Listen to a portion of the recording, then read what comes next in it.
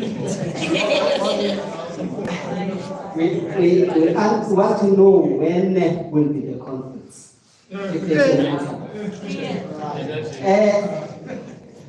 But what I want to actually raise to NSFAS are concerns, which I believe that we all have. The concerns is that in your presentation, so it's a concern I want to raise that. Then, so it's a concern I want to raise that. Then, other things would come in. Let's go to what I think we are going to speak about it outside, but I think we must have a uniform amount to us universities that have rural campuses. We must have a uniform amount, because this thing of dividing us, it becomes a problem. Because you find out that the other institution is going to get this much and the other one and this and the other one. So if we can have a uniform amount, which I think we are going to caucus and then decide as leaders here, how much we think can be best and be standardized for when we speak of deviation. And the other part is, which I think is going also to you must answer when you meet, is who is going to be allocating students to the residences that you think or can you wish to provide to the institution, which you have not approved, by the way. Who is going to actually allocate? And then my suggestion or our suggestion would be involve the student residents to be the one who are allocating students, because they know their students from the institutions. Then also, what I was saying is that this is still a consultation, but we have said that this is what we are going to implement. We are going out of pilot, and then we are implementing NSFAS student accommodation. I hope I heard you wrong, because I think this is still a consultation and we're being agreed to that. Maybe we're still going to agree to it if maybe our terms are answered, but for now we have been agreed to that. Thank you very much. Thank you. No. I was not here. I was the second one. Okay. Thank you, Chair. Mine is going to be specifically on the KP. Yeah, because I don't believe it was ever touched. We have concerns, man. Concerns whereby landlords across the world are subjected to providing the same quality of accommodation to students. If a certain place in Joburg must provide transport and recreational purposes activities in a residence, it's also supposed to happen in other universities, but they are not kept the same. We're from universities whereby they are in non-metros, as you say. So the capping of non-metro universities is not as high as metro universities, because metro universities are capping 50,000. So students, they are subjected to chopping up, because landlords have to provide transport, they have to provide recreational activities for students staying in those buildings. They are also subjected to maintaining the buildings. But how can you do that when you are given a camping of Boma 4.1? Then also you are rated to a rating of 3. How are landlords expected to improve their accommodations when they are not kept the same? But every activity which much this thing is no, it's fine. I'm audible enough. Yeah. So that's my word. To say we have situations whereby students are subjected to working to campuses on circumstances because transport was not paid for them. So my request is one, to say if we are keeping 50,000 for metro-based residences, we must keep 50,000 for also non-metro, because services which are provided in accommodations, I believe they are the same. If this particular landlord from this particular university is expected to do this, also this particular landlord from this university, be it it's a metro or non-metro, expected to do the same. But the money they are not receiving is the same. It means students from non-metro places, they must be subjected to less quality than those of metro, because Bonadi are staying in a metro, whereas the price of bread is the same. Whether you are staying in Joburg or you are staying in rural areas, so where everything that we buy is the same. So our pleas were to say, if we are keeping, I don't have interest on the amount of money being kept by NSFAS, but I'm saying the keeping must be equal to enrollment, so that services delivered to students can also be the same. We're meeting here from different universities. People, they are wearing nice things. Runa was suffering because we're not beneficiaries of the keeping, as they say. No, I'm fine. I'm audible. Please. Yes. So, I'm interpreting my pleas were, and it's mainly on the keeping of accommodation. To say, can they all be kept the same, so that the living and learning of students in residences become the same? If this other landlord has a TV room, also a landlord in a rural area must provide a TV room for their students, and also to leave room for improvement for other landlords which are kept less, so that they can better their accommodation to better the student life and the standards of residences. Also, no, but I'll come back on that one. Can I just give the next speaker?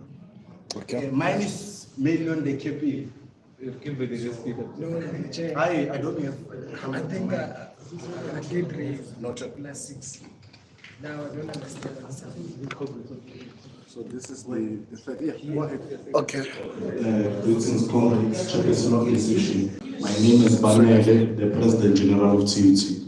I'm concerned about the recent announcement that all private-owned residences must be accredited by NSFAS for the 2025 academic year.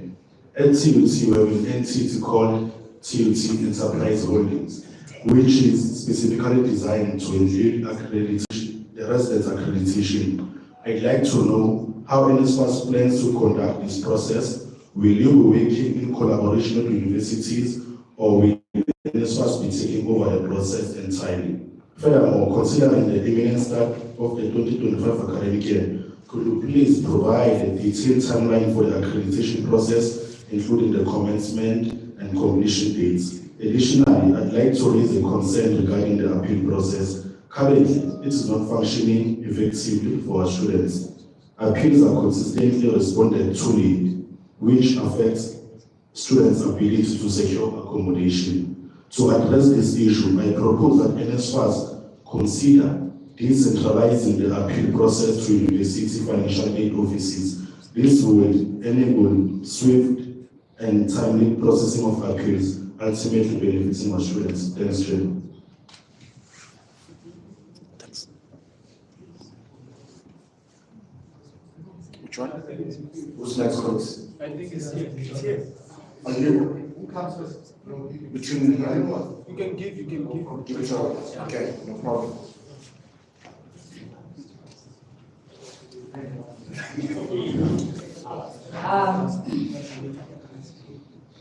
Thanks, Chairperson. Thanks, Chairperson. Still Kawai, the President. So might we just deviate a little bit, because there's something that you mentioned there. I don't want us to leave this sitting without properly addressing. So I want to speak particularly on the issue that you spoke about of health sciences allowances, in terms of them being moving from 10 months to 12 months. So I think both of us are in agreement that the allowances will move and students can be able to receive their allowance in January. But then we cannot be able to turn a blind eye against this, just saying from January to October, which is 10 months, and then we leave it to NSFAS principals to decide, or rather to consider bringing it to 12 months. Because now I don't want us rather to find ourselves in a situation where we are students in October who are not going to be receiving the allowances, because the decision needs to be considered by NSFAS principals. Then it makes this entire setting useful, because when we met last week, this is a continuing meeting. When we met last week, we met to ensure that we are able to influence the criteria and guidelines of the NSFAS policy.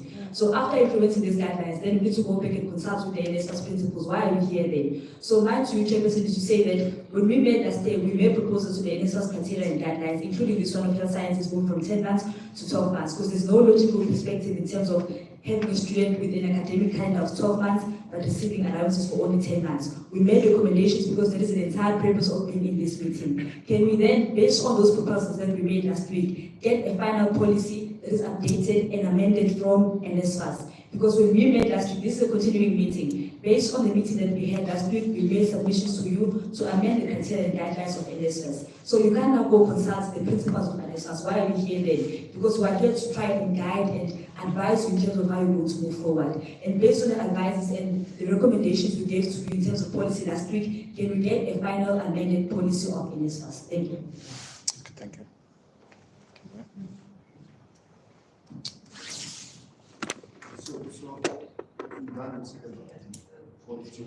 I should have said that on that. After please.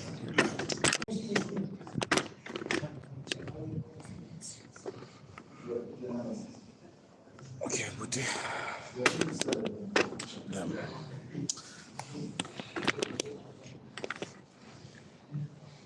I want to see the chair there. I don't definitely. Thank you, my brother. Chair, so in Stellenbosch University, it's very, there's no accommodation that is less than 50,000 in Stellenbosch University. Like, there is no accommodation that is of that price, including the residences that are owned by the institution. Now you have NSFAS students who currently do not have any means of topping up these prices or debts that they are owing. So do we have any type of plan or mitigation plan as to what can we do and how can we go about that process? Because it's a very serious issue that is happening in Stellenbosch, where students are being evicted on a Friday afternoon when offices are closed. So I think it's important for us to get those clarities from you and NSFAS people, because these are meetings, at least this is the only time where we can directly speak to you as NSFAS people. So thank you so much.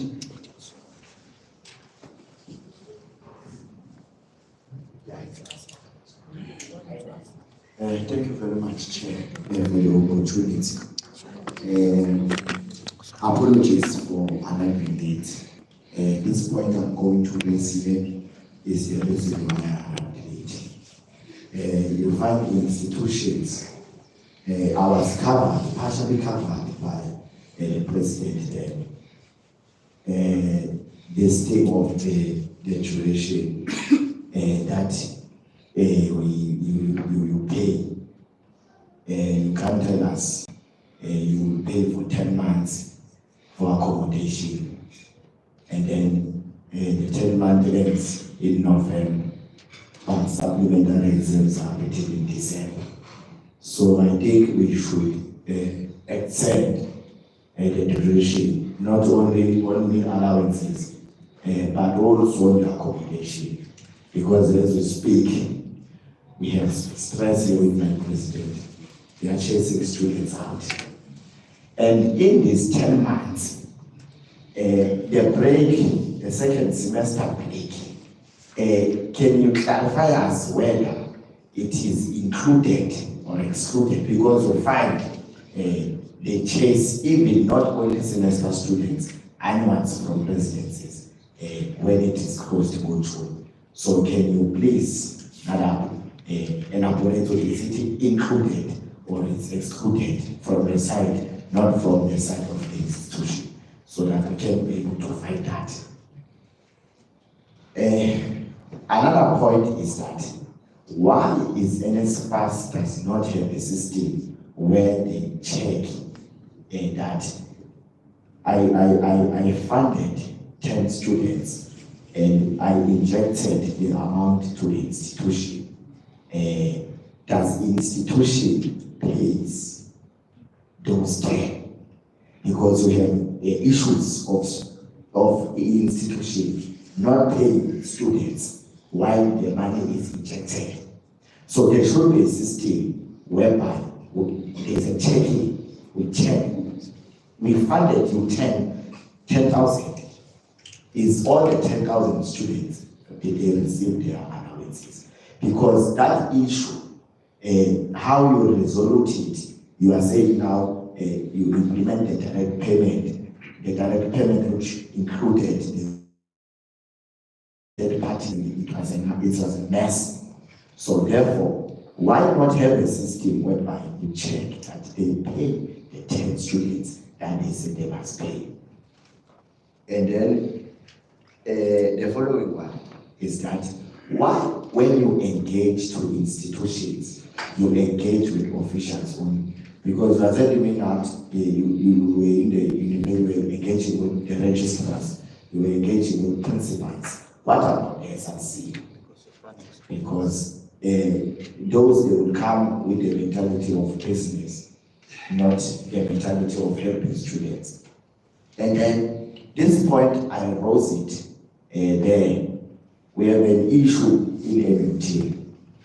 Our institution, the residences that it is owned by them. It's a mess. So therefore, in the accreditation, why don't you include the internal residences? Because you pay for them. You can't tell me you pay for something that is not conducive. So can you please also implement that when you accreditate, you don't accreditate only the internal, even the internal universities. I don't see this one. No, thank you very much.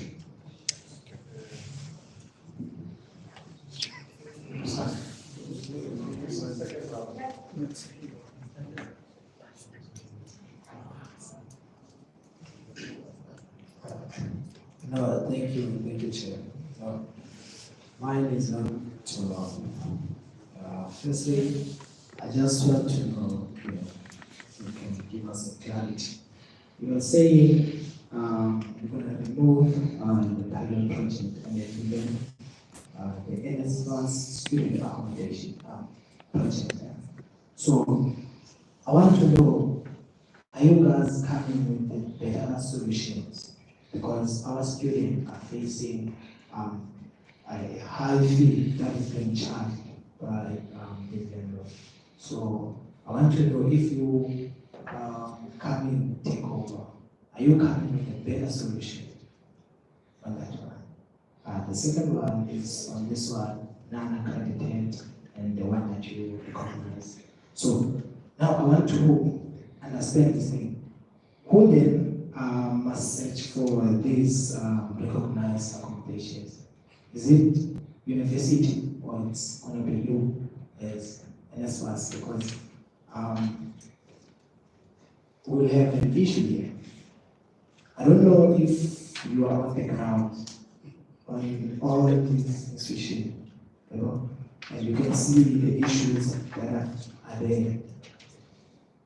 There are few these accommodations that can meet the standard that you always mention, And then now we are there with the institution. We are working closely with the institution, and then you are not there. We can say, okay, that accommodations, this and this maybe households having a good and quality place. Yeah. So you guys on that one, are you going to have enough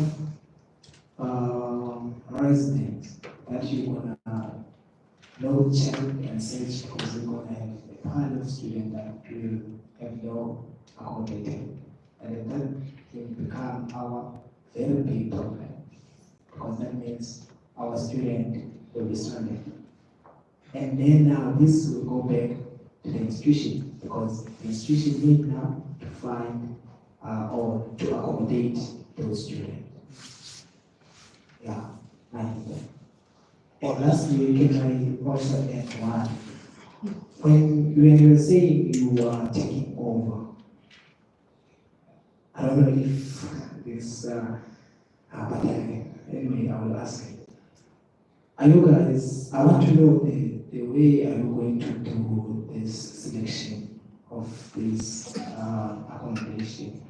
Because I believe in South Africa there is broad-based Black Economic Empowerment Act. So when you're selecting, are you also checking that which side is this accommodation, or do you weigh the percent of, as you say that, okay, we are taking this from white, we are taking this number from black? You know, because this thing will go back. No, they are very, they are, no, please don't listen to me. Don't listen to me. You see, there are more people who have good quality accommodations, which are provided by blacks. And then if you do that selection, I believe that you need also, to take the most number on blacks, not on white. And then I know that the fact that these whites are having quality and perfect accommodation. But we are going to have an issue there if you are selecting more on them and then giving our fathers. Yeah, you see this thing, it's going to affect us. You see? Please.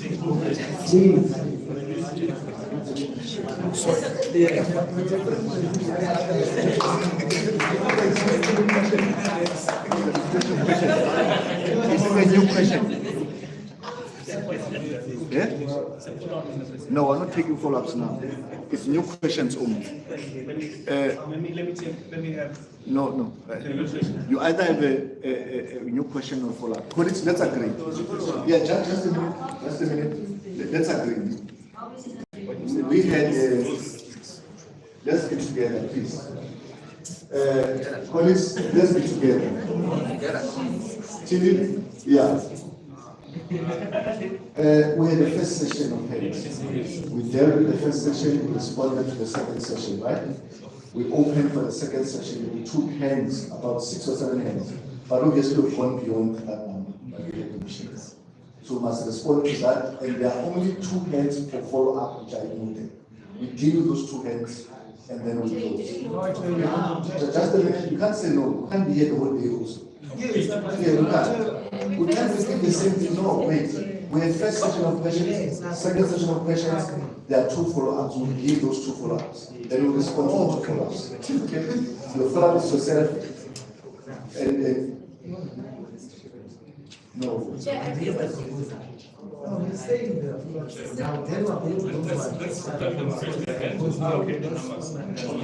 All right. So let us deal with the follow-up. So that when I respond, I'll also deal with the follow-up. Yeah, go ahead. So, Chair, are you taking all the hands now? I've told you follow-ups already.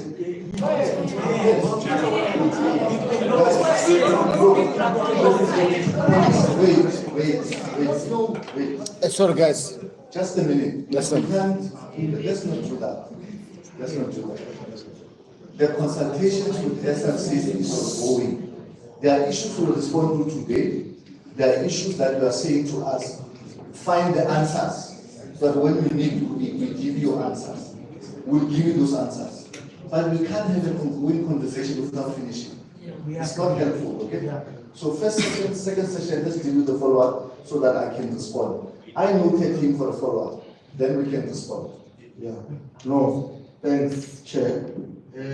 When in the first round I asked the question, there are students that are currently receiving the outcomes of their appeals. And I indicated that the appeal outcome, then it is successful. Now, the issue that we're facing now is that the university is saying to the student, we cannot loan money for you because there is no money after receiving the successful outcome from the appeal processes. And then I want to also, for the follow-up, is a submission or a comment that students must be able to move out without the delaying tactics of there must be move-out processes and then there are going to be investigation by the university. I'm saying from my side, if a student wants to give an accommodation to another accommodation, they must be free to do that. If the student does not want sharing and the student found another as well, it's a single, then that reason must be enough for the student to leave. Another response I did not get from you. I made a submission that regarding allowances. I said here in this meeting that students, from my analysis, it is best for these students to receive these allowances in their account, accommodation fee into their account, which will avoid all these issues we are having with landlords and the universities. Students will be able to pay the landlords directly. Then we won't have any issues. Thanks. All right. No, guys, we can't take new hands. Can you respond to the questions? Suggestions, Chair. We have a problem. Suggestion. The problem, how many number of follow-ups in terms of hands have you taken? Because now you've noted only one and you are saying you can't take more hands. Whereas we're still waiting Just a minute. to be noted. Just a minute. Can I appeal to you? Just a minute. Can you just wait? Hold on a minute. When we give a follow-up, it means a question has been asked and maybe was not answered adequately. Please don't abuse. We agree. Don't abuse. We agree. You are making follow-up, and I'm advising, if you abuse, I'm going to stop you. Because we must start and end at some point. Okay? Is that a follow-up? Yes. Okay. 2, 3, 4, 5 follow-ups. Is that a follow-up? Yes. Okay, 6, we close. Suggestion. No. Suggestion. Wait.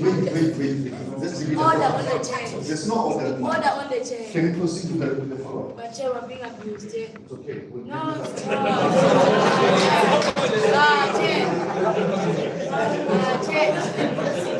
it's it not. Chair, I hope I won't be that long, but I have 2 pages of follow-up. That's how much of no answers that you give us today. I'm very concerned that we came here all the way from Bumaram and our expected provinces to just hear you say a lot of nothing, because you didn't give us the full implementation plan of what you just is going to be implemented. Actually, you're not actually coming here to consult us. You are telling us that this is the plan that will be implemented next year, but you are not telling us how it's going to happen. That is why I'm suggesting that you send a written implementation plan before the 17th of December, so that we can be able to read it, understand it.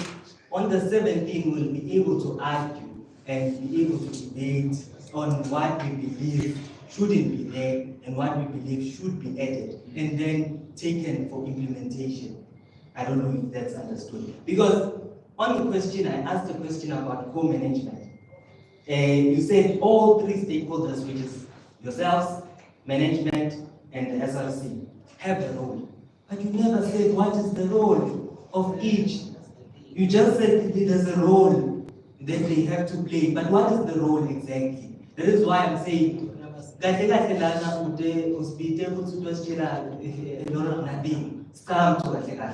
But I would have to suggest on the core management plan to say, continue as NSFAS accrediting these residences. It's not a problem. I understand the corruption that is there, and this is my suggestion, by the way. But allow institutions to deal with disputes, because the problems of students are known best by us, the SRCs. The complaints are given to us, and when they are institutional, they are able to be solved easy. Allow institutions to be able to submit residences that need to be de-accredited, because they would have had the capacity to go to these residences and check whether they meet the requirements or not. And the fact that you admitted that you do not have capacity says it very clear that you do not have the ability to go to all of these residences in all 26 institutions, including TVET colleges, to check all these residences. Alone, UMP alone has over 500 residences.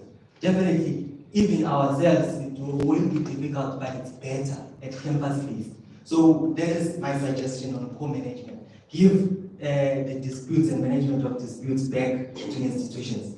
You said, okay, let me not even touch this. Movement will be managed by the university. What are you saying exactly? What are the limitations on movement? Because this year were the challenge that students could only move once the whole year.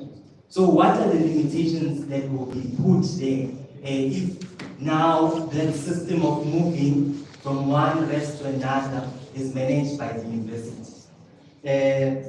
Also, I asked a critical question, you ignored it as if you never wrote it down, about developing capacity. Is that you said you're still going to develop capacity. Will you have developed capacity by 2025 February? Or we are going to subject students to the same torture that they were subjected to in 2024 of late dispensement, all of those issues that are around this system. Thank you.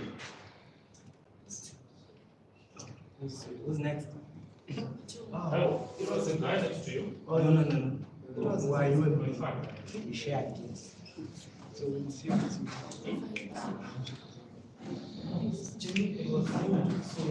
Yes, I'm covered. It's my president. I was. Exactly. So that's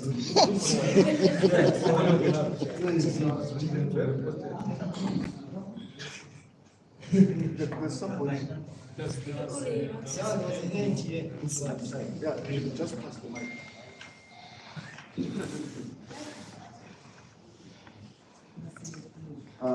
Thank you so much, Chair of the session. I'm going to be short like a minuscule. I'm one Kashase from CUT, Bloemfontein campus. So I just wanted to do a follow-up question on the issue that was raised by my progressive TP on the issue of landlords who are not respecting the guidelines or the terms and conditions of NSFAS, whereby our students are charged admin fees and deposits. How are you going to make sure that on January our students are not going to pay that thing? And also in CUT, there's this issue of NSFAS paying accommodation money to the institution, and then the service providers of the institution, they require 5% of that money, and the landlords take that 5% from students. So how is it going to work? Because we cannot have our students having to pay that 5%, because NSFAS actually is, I'm not sure if it's our way that the institution is, the service providers of the institution are taking that 5%. So how is it going to work so that our students are not paying that 5%? Thank you.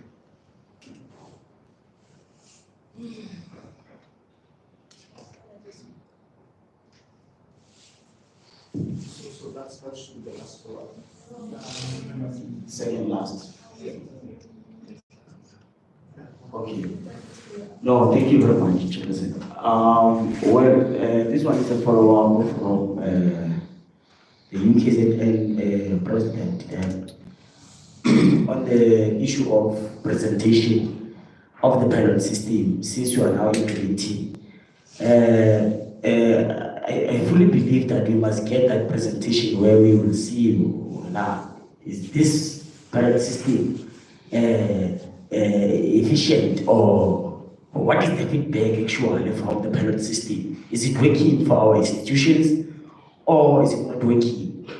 So that is the follow-up I wanted to get in terms of are we going to get that presentation on the 17th maybe, or when? Thank you very much.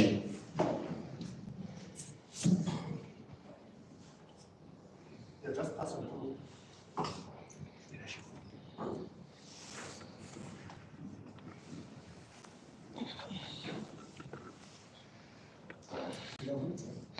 Thank you very much, Chair. Just a follow-up with regards to the taverns, the weak places, and the hotels, because I did ask with regards to those places that are around our student areas to say now, those places are there and we need them removed. So when you were answering, Jen, you did indicate the places that they are there, but you didn't indicate as to how we are actually going to deal with that. And I'm raising this mainly because we can't deal with it alone as SRC, there's municipality involved and a lot of sectors. Then lastly, Chairperson, you must be able to stand in a meeting with SRC for a full day because we face your challenges every day and there's never a day we are going to chase students. So you must understand our frustrations and you must be ready to account to us because when we go back, they are going to want answers. Thank you.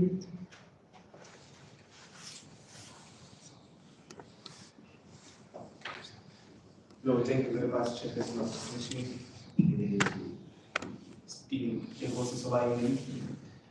From the University of Fort Hare. I just want to follow up because in the previous round, I think that was the second hand which we noted around the issue of the victimization of students when they report issues on the My NSFAS portal on what is the plan around that. It is an issue which is still ongoing. When students report on that platform, landlords tend to victimize them. Sometimes they throw them out of those particular spaces, leaving these students without a place to stay. It's a serious concern. I don't want us to take it lightly. It's a serious concern which is there. It's a fact. Then also follow up on what was raised about the relative autonomy of institutions in this project when it is going to be rolled over. What is the role of these institutions? What is the relative autonomy or the autonomy of our institutions in this whole project which is being implemented? We outlined that what we have experienced is that the service provider or the accommodation provider says they deal directly with NSFAS. The institutions say that they have nothing to do with these accredited accommodations, leaving the students live in those accommodations subject to a lot of unfairness in practice and in treatment as well. And I seriously do want to understand what is the relative autonomy of our institutions in the whole mix of this thing. The last thing that I want to speak to, as I sum up, there's an issue which has been raised about the fact that NSFAS, during the course of the year, engages on defunding students. There are already allocation plans from our institutions within residences which are owned by the institution, in residences which are leased by the institution as well. Students are going to be allocated, more particularly groups which are self-funded, international students and the likes. So when a student is defunded in the middle of the year, where is the student going to stay? That student is disabused from a place to stay, a proper living and learning environment. Where is the student going to stay? Because now it is something which we have been dealing with for the greater part of this year. And those statuses as well, funding without funding. Where are the students going to stay? No landlord wants to keep a student that they are not going to receive money from. They are running businesses at the end of the day. It's a fact. Even institutions themselves, currently, they are businesses. It's a fact. And no business wants to make a loss. Where are these students going to stay? How are they expected to pass and pass adequately so? It is a serious concern on our part.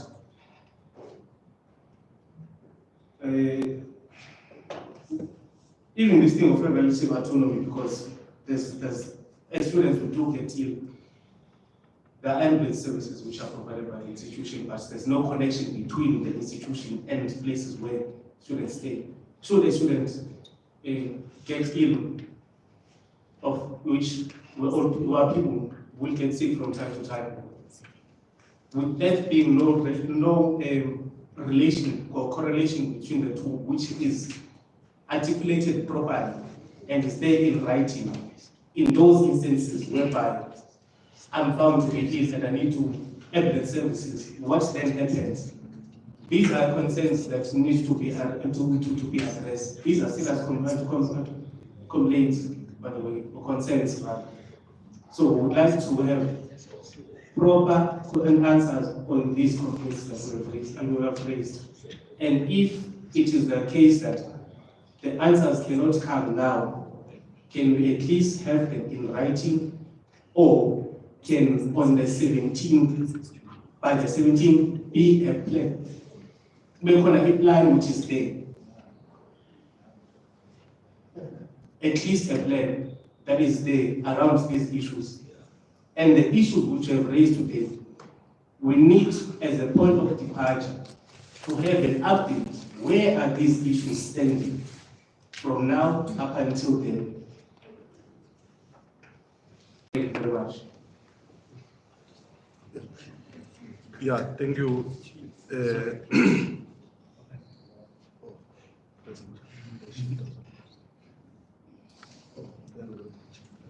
Thank you, Chairperson. Speaking here is Mkamhara Koits, the organizer of SAMOS. There is just a few matters that I want to raise. The first one is that we have asked before, and maybe just to remind us that we want to have a system that also will be able to vet the owners of these residences. Because of the safety of the students, including the drivers of these transport systems of these residences, including the security personnel of these residences. Because you find that we are opening so much room for sex offenders, for instance, pedophiles, and many other problematic characters finding expression in the sector. Having students being guided by a potential criminal or a criminal has been convicted before, but because there's no evidence happening, then they interrupt students. And that perpetuates so many problems, including issues of GBV and many others. So as we move around as NSFAS, I think it's incumbent upon NSFAS to ensure that they bring in the element of the safety cluster to ensure that everybody is vetted. The other issue that I thought also just to raise amongst comments here is that I think for the future, I think we've got to discuss really if we believe it is fair to take NSFAS diversified or moving away perpetually from its core business, which is to find students, and begin to have many branches that, like this sort of accommodation and so on and so forth. How is that going to impact on NSFAS generally? Because from an ideological perspective, I think Naomi Chomsky has made this point in various levels that most liberal states, what happens is that there is always a conversation between capital and the state. And the capital will try to weaken the capacity of the state to implement certain things so that it comes in as a say, move what as the big product of it. So all the time, the private sector will always want to give an impression that the state is failing this and that. And sometimes even through sabotage by the private sector. So there is a need that the move to take accommodation to the state or to NSFAS, whatever that is correct. But the issue of capacity, we've got to discuss whether really it is going to be effective if NSFAS runs the process throughout. Because the same thing can actually happen maybe if an independent body somewhere that reports to DA or the minister making the report, or that is somewhere maybe also working in this but independently running the whole issue of accommodation. We've been saying that, Chair of the session, that the next biggest struggle that is going to be similar, even when that peace must fall, will be around the issue of accommodation. And I don't think that with NSFAS just running it now within itself, that it is going to be effectively run. And that is why I think now we are beginning to discuss much on the issue of co-management and that. We want to ensure we are not leaving any stone unturned in this regard. But I want to believe that for the future, we're going to look into that fact that perhaps we need to have another structure that would specifically deal with accommodation from day one up to the last day with proper administrative staff and everything else budget to ensure that these concerns that are being raised here are quite expression that. Now, the other issue that we also going to look as to what basically is driving to accommodation. A larger portion of the money that NSFAS gets from the treasury of DA is largely now spent on accommodation, for instance.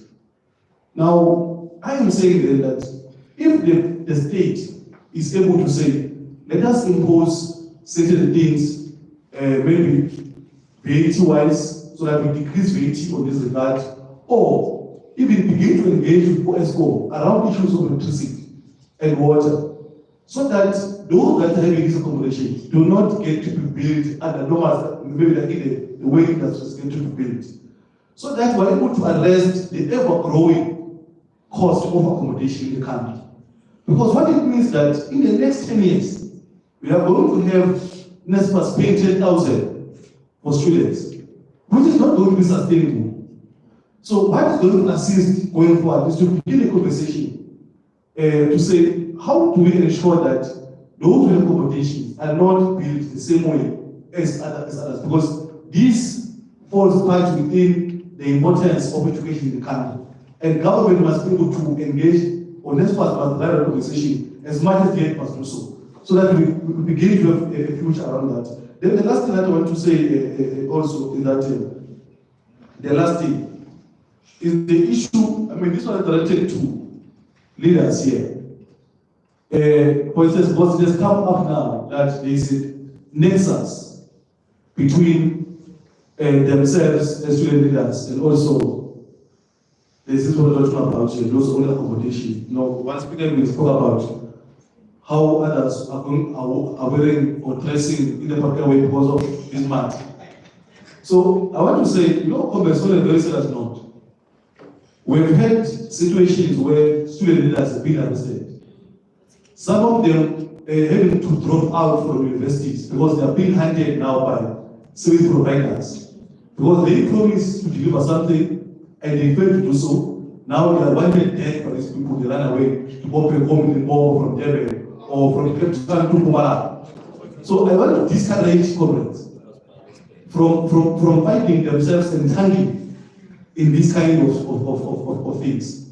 To say, when we are engaging on these matters, even if you are approached, there is nothing wrong maybe from someone to come and love you.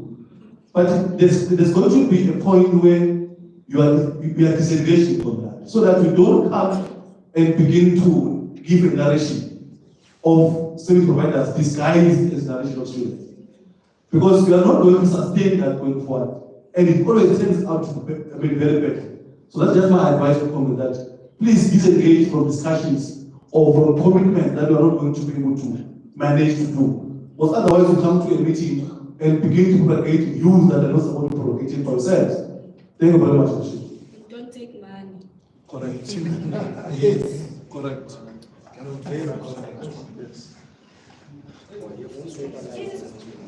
Yes.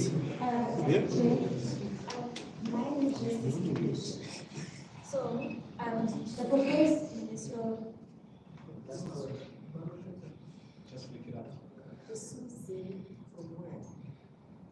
So the proposed ministerial recommendation to universities is to increase each accommodation price by 6.8%, or that is the ideal projection based on the previous price. So, for example, a typical university like DCT, self-catering their costs around about 70,000 or 76, I think. That is the cheapest accommodation that we have. So, with the proposed ministerial recommendation, I am assuming NSFAS is going to increase the cap around about the same amount, meaning NSFAS will go from 50K to about 53K or somewhere around this line. So my question is rather on the accommodation cap, right? I do understand that the purpose of the accommodation cap is to rather regulate the prices of accommodations across the country. But here's where the problem is. There's no way accommodation in Cape Town is more or less the same price as accommodation in Gauteng. This is largely based on the volume or the number of races that are in Gauteng versus the number of races in Cape Town. Because they are smaller or fewer races, automatically the market will shoot up as much as it wants to. And because the proposed ministerial recommendation is 6.8%, universities are most likely to align with that, meaning UCT will go from 78 to about 80. And this is just a catering rate. Self-catering is at 100 and something per year. So now the concerning part is when NSFAS proposes this cap, why does NSFAS not propose these caps based on the location? It just doesn't make sense for me to say we have a 50K cap across the country. When going across the country is like, please are not the same. There's no way you can buy a house here that would be the same price as you would buy a house in Gauteng. So that's where my problem is, or that's my question rather, is why does NSFAS not have caps based on location? Because obviously currently, I mean, in UCT we have about 5.3K NSFAS funded students. And that is, yeah, we have around about 5,300 NSFAS funded students. And all those students currently have a free block. That means none of them can be able to graduate in the coming year. None of them can be able to register unless UCT decide to give them an acknowledgement of dates or something along those lines. That is just solely based on the accommodation cap. So it's quite concerning that people who come from a disadvantaged background as NSFAS students are not going to be able to register just because of their financial constraints. So I really do think NSFAS should reconsider the proposed cap, one, and two, in that reconsideration, do consider location, because there is no way, I just don't think there's logic to just having a solid cap, whereas the minister already proposes increase per university, and NSFAS does not align with those increases. My second question is on, which I know we are not discussing it today, but rather it's on the missing middle loan and how NSFAS 1 by this year has told us that it has shown us that it does not have capacity to facilitate that process. How does NSFAS plan on going about that? And what is the proposed idea on how we move on that? I think those are my two questions. Thanks, Chairperson. I just want to cover a few of the questions raised. Maybe let me start with the uniform amount for all the entire rural institutions. Leadership, I don't think, but okay, let me put it this way. Since you said you're going to engage your fellow rural institutions, we will look at your proposal. However, there are a few things that you also need to consider. I think I will take it offline so that we can have the discussion, because I think it only affects about 4 institutions. Regarding health science students' allowances, and one of the reasons why the chairperson of the session said to you, he is looking at the principals having to discuss this matter. It's actually because NSFAS opened up an opportunity for institutions to provide their inputs into the 2025 funding policy. So unfortunately, this issue was only raised after. That's why we are saying it is receiving the necessary attention when it comes to the health science students receiving 12-month allowances. Because right now, the allowance that's been submitted, no one raised this issue. It only came after the submissions. So there was a submission. Hence, we are saying the principals are looking at it. And the moment, we are not in a position to really say this is what's going to happen. So if it was brought up during the time when we requested for institutions to submit their input, maybe we could have been somewhere. But now, because it was only raised, I think if not 4 weeks ago, yeah, I think it's around 4 weeks ago. So it's still being considered. That's the reason why. The other issue that I want to touch on, Chair, is around the allowances for June. NSFAS pays allowances for the 10 month, which is February, March, April, May, right? That's 5, it makes it 5 months, right? Again, we go and pay July, August, September, October, November. So that on its own, it means June allowance is covered. We don't pay January and December allowances. We pay 10 months, which is Feb until November. I think it clears what happens during June holidays. It's not us. We don't dictate on how institutions manage its own processes. It's up to the university. Another issue that I want to touch on, the system to know as to whether universities are paying you guys. At the moment, it's a difficult one. We are proposing to integrate systems with that of your universities. If we get to that point, and I know there is a meeting that we are going to have with all the CIOs.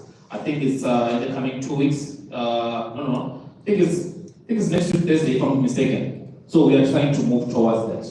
With that, then we will know who was paid, who was not paid. At the moment, we pay them and we expect them to be paid, guys. But if you know of students whose allowances are not paid, you are welcome to raise it with us. I know CPUT raised an issue of their missing students. And they understand, they even know why are their students not paid.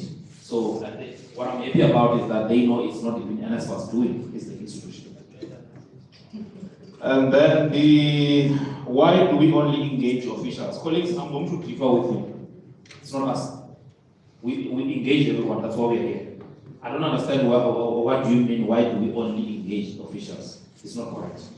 Even your previous SRC from MUT, he even still have my number today because we engage with them. So it's not true that we don't engage you. The issue around appeals, guys, I don't know why we're still discussing the issue around appeals. We have, can I respond to the questions?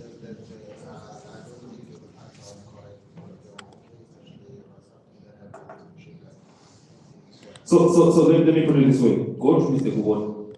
Yeah? You can schedule a meeting with NSFAS through Mr. Gubon's office. We can do that. Thank you. Regarding appeals, I was saying I don't know why is this question being followed up, because we answered to this. I even said we are going to do an exercise for the entire sector. I said we've already started working with UFS to Free State to establish what happened. Remember last week, they were the only institution that really raised issue around it.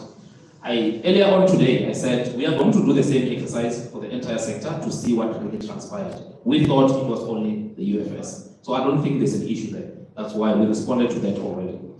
The issue around deposit, CUT. I think there's a problem here. CUT is not part of the pilot. It's not part of the pilot. I don't know how this thing of deposit becomes an NSFAS issue. It's an institutional issue. It's CUT issue. If they were part of the pilot, yes, we were going to then respond and investigate if really these accommodations were accredited by us. Same applies to the residents around taverns. Again, you're not part of the pilot. CUT management should be able to deal with that issue. So, guys, to be honest with you, we are willing to deal with some of the questions being raised here, where we are involved. But where we are not involved, all we can do is to raise it with the institution. I've already raised the issue of the tavern with CUT, because I knew it has got nothing to do with NSFAS. I asked them, how do they go and accredit such accommodations? So I'm waiting for them to respond. So at the moment, CUT issue of the tavern and the 5% deposit, guys, let us raise it with the CUT management. I will raise it from my end also, but it cannot be made an NSFAS issue at this stage. Unless if NSFAS takes over, and then you know for sure that we have accredited accommodations around such areas. I know for sure University of Alice campus, you raised it at the parliament. I still remember, I even wrote down the name of that. I've already escalated to our people. We are investigating that accommodation to say how is it possible that we accredit such accommodation. That's why we are dealing with that. The issue of victimization, if I can also assist, he did touch on it. He said we are going to revisit our portal so that it doesn't become that obvious that the accommodation owner will know who then reported the matter. We are going to look at it. So I don't know why I was still raising it, but that's the only thing that we can do. So we are willing to look at it. And then regarding the issue of defunded students, leadership is a difficult one, and I'll tell you why. We are very much aware as NSFAS that there are cases that NSFAS is aggressive, but there are cases where students goes and use fraudulent documents to apply for NSFAS, hoping that NSFAS will not find out. The moment we find out, unfortunately, we are expected to not to continue funding such students. But where we know that there is a problem from our end, we are addressing those ones, and we even have a meeting scheduled for Monday so that we can look at those. There's a plan in place for us to even contact those students. But where students fraudulently applied for NSFAS and they were awarded NSFAS, it's not our responsibility. They should go and find a way to settle the outstanding balances. It cannot be NSFAS. If they committed fraud, unfortunately, they should face the music leadership. And then the issue around, I don't know, I think from my end, I'm covered, Chairperson. Those are the issues that I wanted to touch on. Thanks.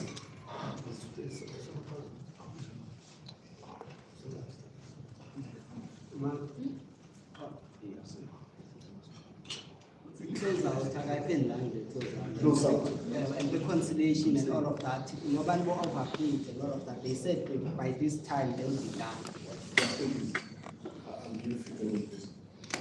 They said on the 30th, God.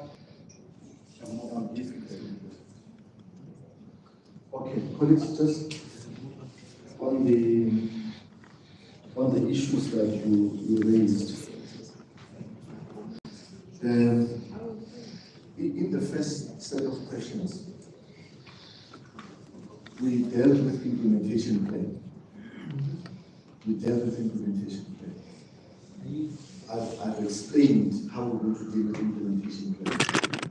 Now, I don't expect that question to come again because it's resolved in the first set of questions.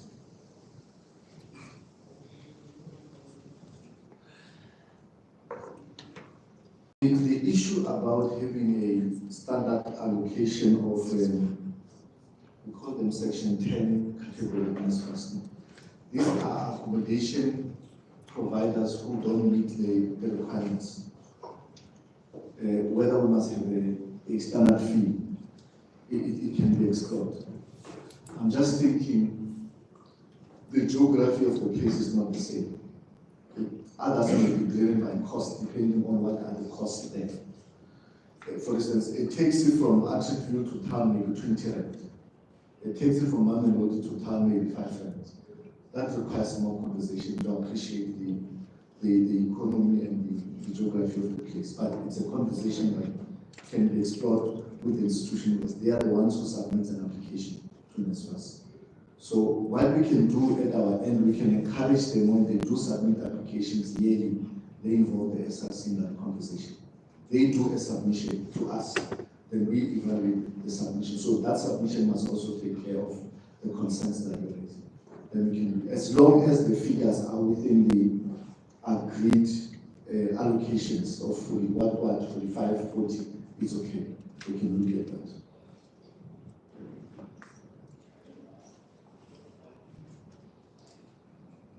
The issue of capping,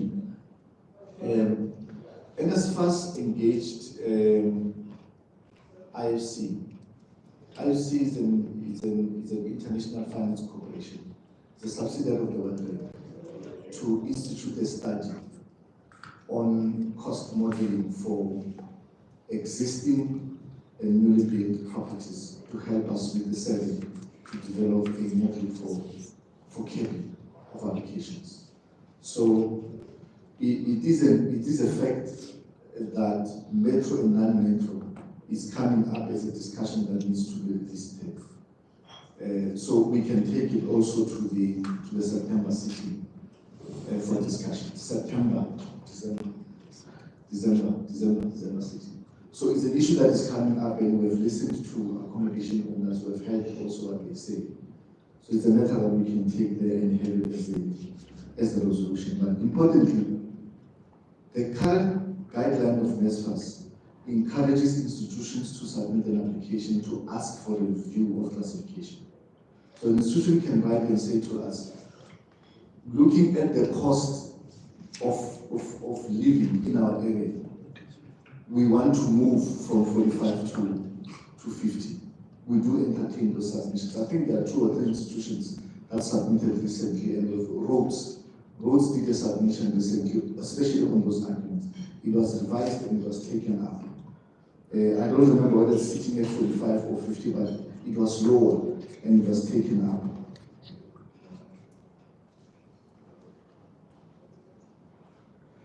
The decentralization of appeals. When we met with FABSA, colleagues at FABSA proposed the same. That in the past, institutions were responsible for managing appeals, and then they will escalate to NSFAS once they've cleared some of the issues. And once again, at the time, student leaders complained about mishandling of appeal process at institutions and asked that NSFAS must take the process away from institutions. So it's an issue again that we must take to that December meeting. So the history of it is complaints from student leaders as well. So we can take it to that session and deal with it. The interest of NSFAS is, if there's an appeal, either because we have missed one of the documents in the system, or something has changed in the life of a student, and there's evidence to prove that, it's okay. Where it is handled at what point is not really an issue. As long as there's evidence that in determining allocation, this was a gap, and here is supplementary information or record that plugs that gap. That's what is important in making a decision. It can happen in institution, it's really not an issue. So we can take it there as well. We can come up as a resolution. One of the issues that institutions have raised with us is capacity for them now to handle their appeals. They've raised it with us when it came from FABSA, because of they've rearranged the resources that they've had. Now we will require them to revisit those arrangements. It may attract more cost. So let's take it there and have it as a resolution. The 10 months versus 11 months verse. NSFAS is a state institution. Receives a vote, departmental vote, that says NSFAS and other entities. NSFAS, this is X amount of money, other entities, this is what you're going to get. And whatever X amount of money that we receive is determined how it must be utilized. Okay, allowances and whatever, everything that we do. So if there's a decision to adjust whatever budget that we receive, the decision doesn't rest with us. We hear you, but the decision doesn't rest with us. And we can also take it there in the session because the department will be there to look at it. So that's where we sit with it. Even if we like, but the decision doesn't sit with us, we'll take it there.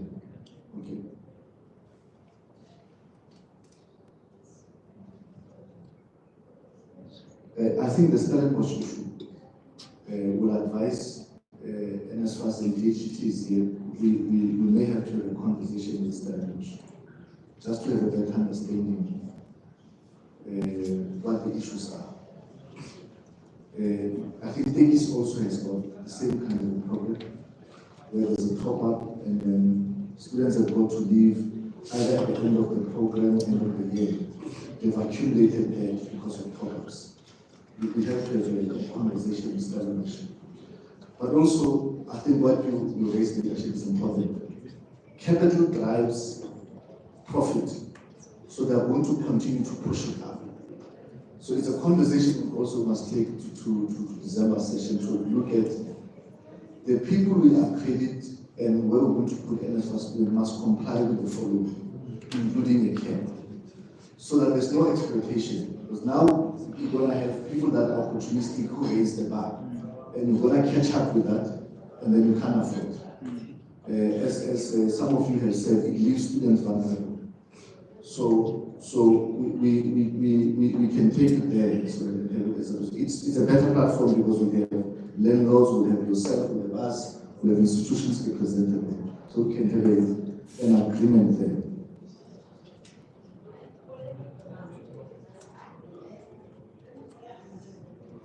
Universities that retains money and don't disperse it.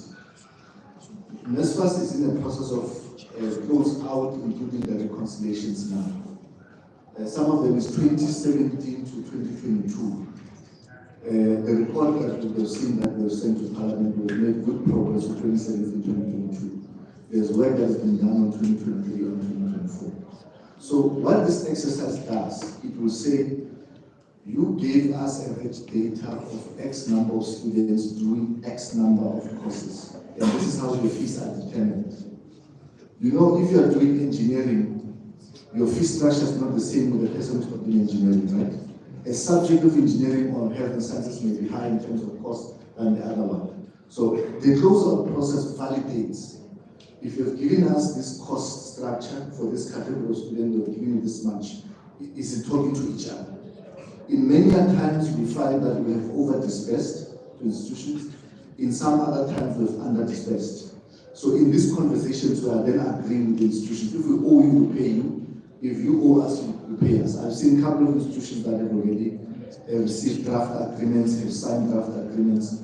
We're in the process of exchanging. Some of them have dispersed the shortfalls that, the monies that were owed to us and we've dispersed. So I know Poland, we gave them about 7 million that we were owing them. So that process is ongoing and is dependent on the point where the institution and NSFAS sign the agreement. Then we exchange. There are areas where signing may not happen now because there are still areas where institution either will say, there's this X number of students that we can't locate, but they were here. Therefore, they have accumulated this cost. Both us, as NSFAS institution, must then find those numbers of students, where are they, and then determine who owes who, and then we settle the issue. It's an ongoing process. We will verify with you the timeline, when is that process going to be concluded. But that process will have impact in our reporting for 2025. I know the administrator is pushing that we must conclude it before we get closer to our reporting in 2025.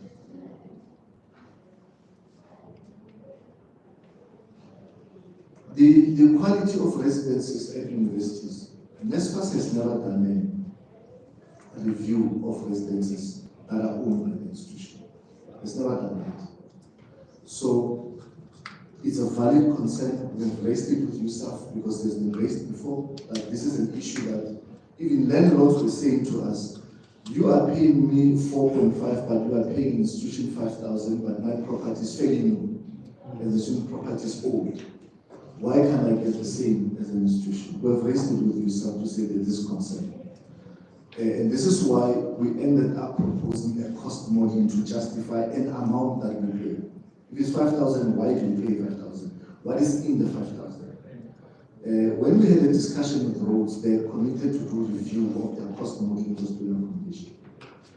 So residences at universities are not funded, they are cross-subsidized. So university receives a block grant. In that block grant, it stretches it also to accommodate management and administration cost of residences. Some institutions then take a decision that we're going to run residences as an income generating system on its own to take care of its own cost. That model is very expensive because it's not then cross-subsidized by the institution. They've got to stretch the cost of the residents to keep up with the cost of residences.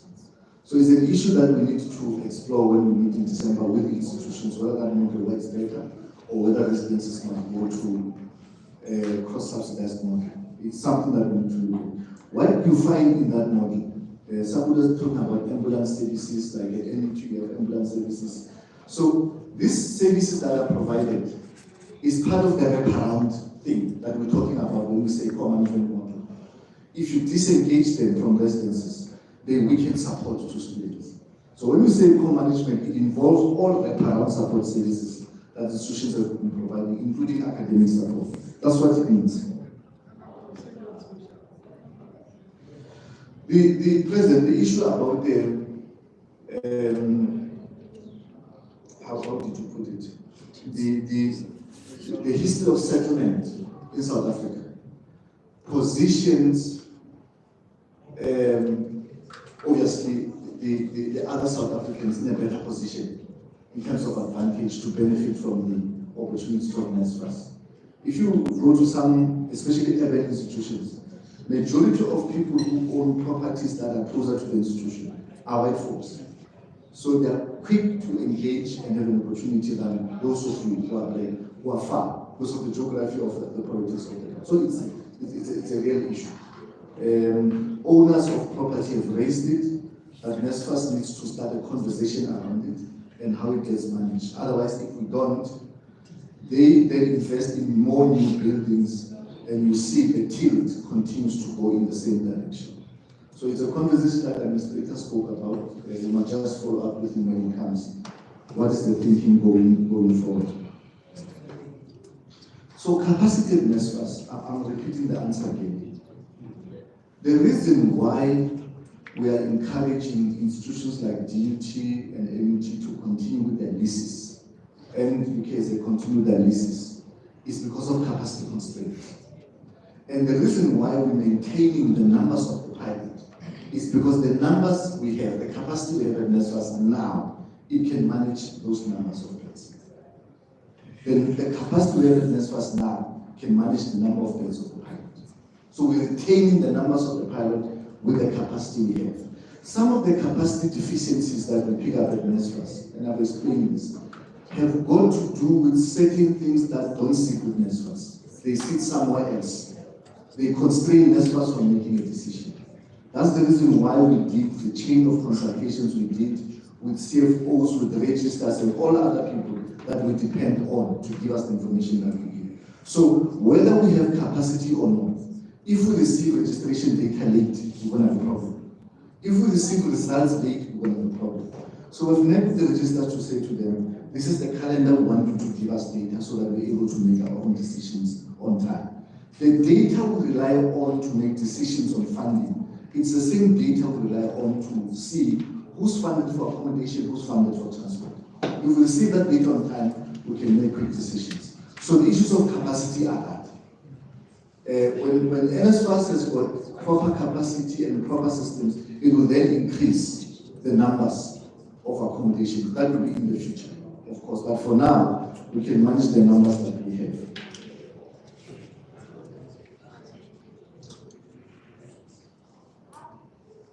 The admin fee, there are institutions that are charging admin fee. Well, I've had some at TT that they are charging admin fee to accommodation providers.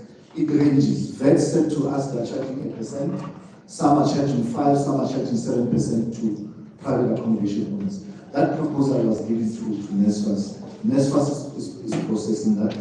We have raised the issue with USAF to ask them to implement a standard fee for administration fee across the system. We believe that USAF is better placed to handle that. If we don't have a standard arrangement, it's going to have implications, of course, because it hits on the purse of private accommodation owners who then pass it over in a form of top-ups to students. So we've asked USAF to look at implementing a standard model for the administrative fees.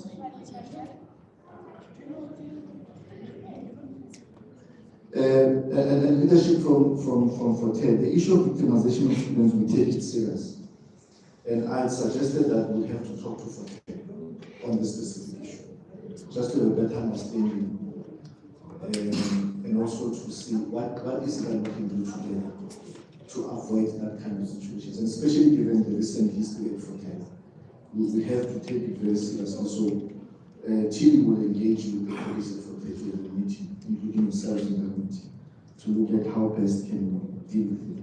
Chile dealt with the defunding. I agree. We have to do vetting for everybody involved in the system.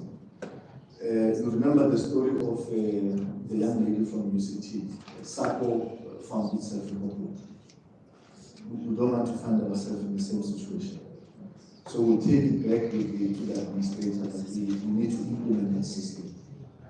Bring on board the security cluster to help us in the process. We shouldn't wake up late when something worse has happened. And then people say we don't learn from the lessons that we've been having in the country. So we'll implement it. And I also agree that the engagement with the Department of Local Government is important to find a way to declassify residences, not as a commercial entities, but as for educational purposes, because it will give them some rebate. Release some pressure so that there's a decrease in the cost that we have to incur. And I think some of them cost us top-ups. So we will take it back to the administrator to push it. The fees of universities are determined within a framework that DHET determines. So every year DHET writes letters to universities to say, this is the range of fee increases for tuition and residencies. That determination links with the CPI adjustment that we have in mind. So we are a subsidiary of DHET, so any determination they make, it also impacts on us. We don't have the latitude to determine differently, and DHET determines differently. We actually implement that DHET determines. So there's no way that we can speak parallel between us and DHET. We are subsidiary of DHET. We implement what they decide. So there's always an alignment in that process. Okay. So I'm done with the responses. I just want to propose that, I know we may have more questions. I want to propose that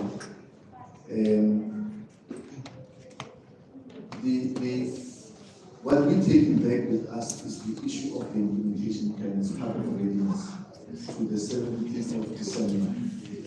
But also, there may be issues that you want to raise further than this conversation. Please feel free to raise those with us in preparation for that session. So we're going to have a lot of sessions in preparation for September, preparing source documents and other things. That I will December. Source documents that are going to guide the session in December. So in between, we'll be meeting with yourself and institutions to prepare the source documents. So at any of those sessions, please do feel free to engage with us. I'll share my number. If there are any issues that we feel that we must engage, let's engage on those issues. So, Saus, final words? I think just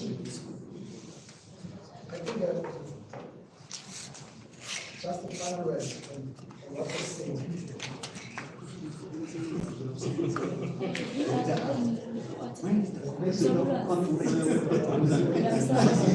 Thank you very much, Chair.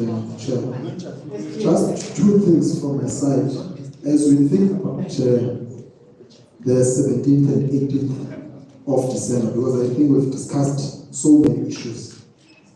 I think let's go to that session having a solution-driven mindset. Number one, we know for the fact that come January, we're going to have a crisis of the shortage of beds. What do we think should be done? Or what is it that we should do as leaders in preparing for that shortage of beds come January?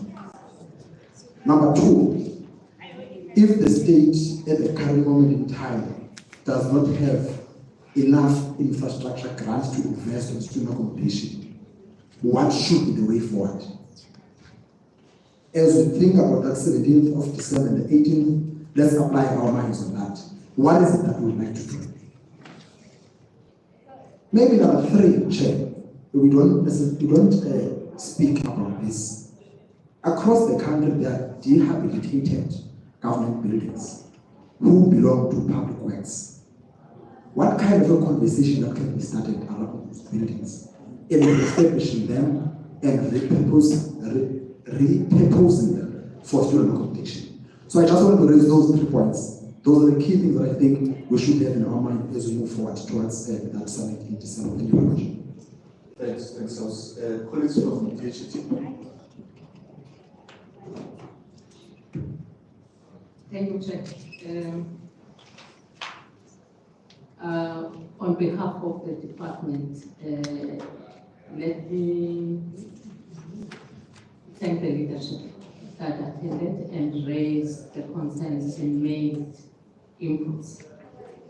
And say to my leader, we were also taking notes, and we also have issues that we are taking back to the department, and also emphasize the point that we must all prepare towards the December meeting.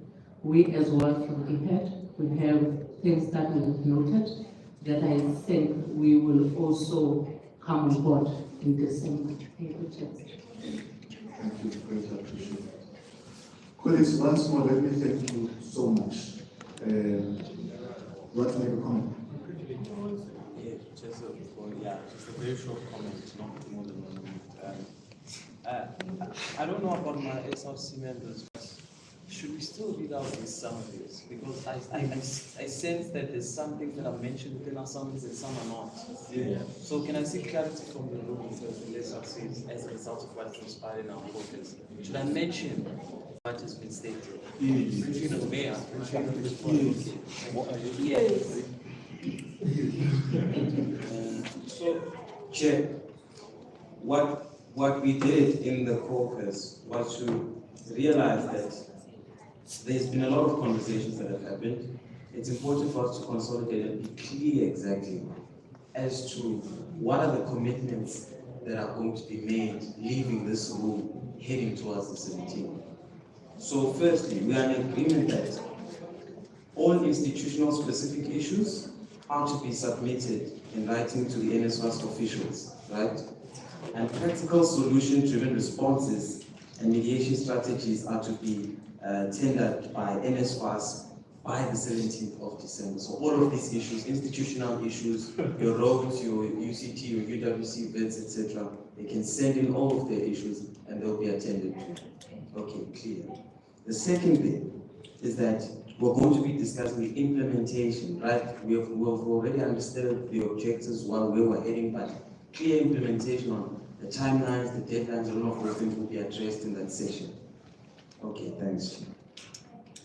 Also, what has been raised is that we also seek awareness on the continuation of the 50,000 rand cap on accommodation. I'm not really clear on that. I think it was covered, right, in the session? Yes, it was. And then something was raised by one of the SRC members, where they sought to seek a response on the progress of work done in relation to the media statement by the administrator. These include the list of the achievements, the challenges, and the potential strategies and accounts where there has been inactivity. So that's some of the things that we need an update as to where are we. Would you correct the statement that is released on the, actually the statement that he was working on the 17th of May 2024. It has clear guidelines on what is. And then on the close-up report, what is the plan pertaining to students who are registered but have never received any allowances from NSFAS and accordingly have accumulated liabilities to NSFAS? So we seek a date on when the close-up report will end. Is that fine? And then, has the undispersed money from the NSFAS financial services, which include your Isaka and Morocco, have they been recovered? And another thing that we need clarity on by the time we go into that session is an update and a clear message on our calls for decentralization of all NSFAS offices in the respective land provinces. If possible, even start and spark a conversation around mobile offices on campus where decision making can be taken.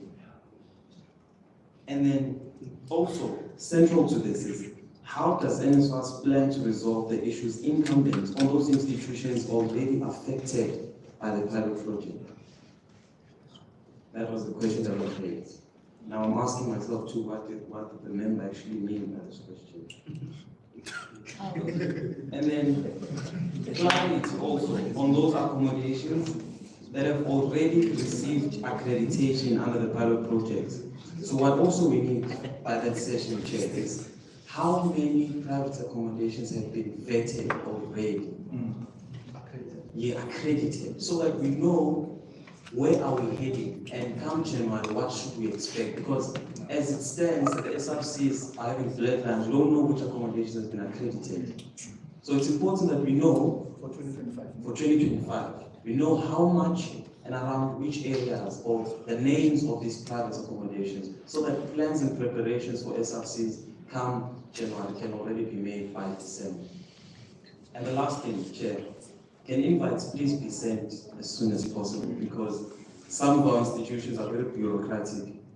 So we ask that these invites be sent immediately, and that at least arrangements can be made, because some institutions, their procurements close by even next week. So by the time you mention this, they'll tell you that but finance has already been closed for procurement. So we ask and we plead that invites be sent as soon as possible. So those are the things that we are calling for, Chair. And on the 17th of December, we're going to read them again. Fair enough, Chair. Thank you so much. You know, I like when we raise issues, there's no discussion. That's leadership. When was this respect? Where's coming from? Yeah. They give you Yes. Yes. Okay, good afternoon, colleagues. My name is Pio Maka. I am. Colleagues, let's give one meeting. Okay. I'm the outgoing SRC president of Stellenbosch University. So, I'm sitting here, I've been in the SRC for 2 years now, and I'm reflecting. And what I'm noticing is that I'm worried that you guys are repeating the same mistakes as you did with the direct payment system. We had a similar meeting before it was implemented, and we were promised within 2 weeks we're going to have a workshop detailing as to actually how is this going to operate and so on, which never happened. The lady ended up resigning. So I hope we will commit to get to this December meeting and it will actually happen. But what I want to say is, and I always say to our university management as well, is that as student leaders, you are disadvantaging us if you don't provide us with information. How do we manage the expectations of students when we don't have the answers as well? So as another thing, I hate coming to meetings and leaving and feeling like I didn't achieve anything there. So when we have these meetings, when you go to board meetings and whatnot, you supply documents prior to the meeting. So I hope that I would like to suggest that you suggested it 2 years back, we are suggesting it again, that when you have these meetings, provide the documents prior. I guess you will liaise with South in this matter, and I hope the administration will be better when it comes to that. You will have the documents ready for the SRC to review prior the meeting, so that you can have a constructive engagement. Because now emotions are high, we only get meetings with you guys once a year actually. And I think that's the issue here. We also proposed back then that you have termly meetings or engagements with SRC, so that by the time it gets to this time where all of us are frustrated and we're worried about registration, we had already spoken about things throughout the year, and some things we managed to resolve them. So just as a way forward, I hope that at least some things have changed under this administration, and I just hope that you guys will take the engagements with SRCs more seriously, because this is our time, and I don't think any of us can live here and actually report anything back to students when we get to our campuses. So yeah, I think more structure to these meetings to have a constructive engagement will be very beneficial. And I think also what I'm noticing within the SRCs as well, I think there's a miscommunication between some of your departments and yourselves. So one thing that we do at Stellenbosch is a whole committee called NSFAS contingency, whatnot. So specifically relating to issues of NSFAS, because tomorrow you can wake up, there's a system change and whatnot. So in order to be proactive in that manner, there's that committee that will discuss all these things, so that by the time we get here as well, we are saying things that are in alignment together with the institution. We know what they've submitted, they know what they're going to submit. So I would like to propose that in institutions you establish something similar, or in that direction. But in essence, I'm afraid you're repeating the same mistakes when it comes to how you implemented the direct payments and how this pilot thing is going to go, because there's going to be issues. And I would like to see some more proactivity from you guys.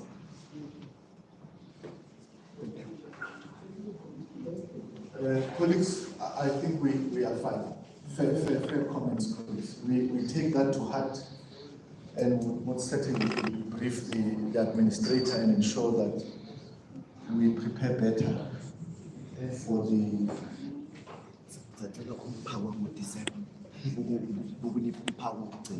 I think since there's this meeting, the important meeting that you are going to in December, can we please review the allowance, the meal allowance, is it still in line with the basket economy? So can we just do something like this so we have it on track, because I don't think is it recorded? Sure. So colleagues, we take these things very seriously, and we will do our best to make sure that we do proper preparations for the meeting of December, and share with you source documents in advance. We will link to our colleagues at HT as part of planning for this meeting, just so that we don't miss anything. That is part of the discussions.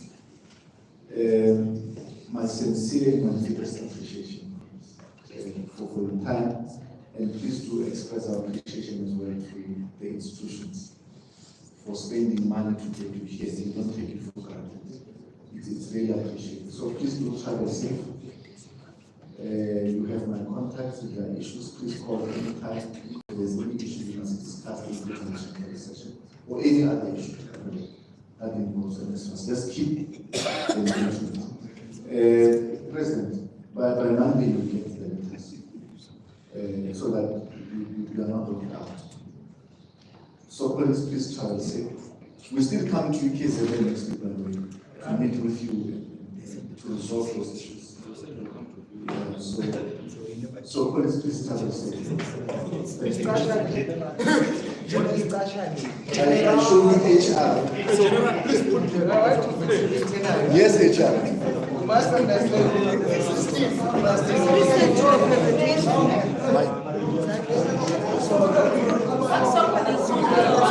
President.